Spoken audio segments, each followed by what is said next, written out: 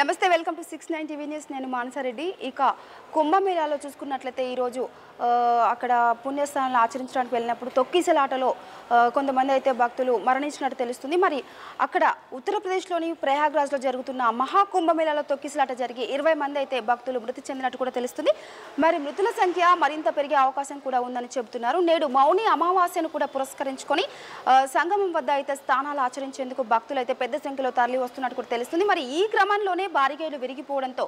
తొక్కిసలాట జరిగిందని కూడా తెలుసుకోవచ్చు మరి ఈ ఘటనలో మరికొంతమంది తీవ్రంగా గాయపడ్డట్టు కూడా తెలుస్తుంది మరి మృతదేహాలను క్షతగాత్రులను స్వరూపురాణి ఆసుపత్రికి అయితే తీసుకువెళ్ళినట్టు కూడా తెలుస్తుంది మరి మృతుల్లో మహిళలు కూడా ఉన్నట్లుగా తెలుస్తుంది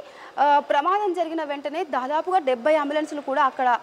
ఘటనా స్థలానికి చేరుకున్నాయని తెలుస్తుంది మరి ఇక్కడ నిన్న సంగమంలో 5.5 కోట్ల మంది భక్తులు అయితే స్నానాలు ఆచరించినట్టు కూడా తెలుస్తుంది మరి కుంభమేళాలో తొక్కిసలాట జరిగిన విషయం తెలిసి ప్రధానమంత్రి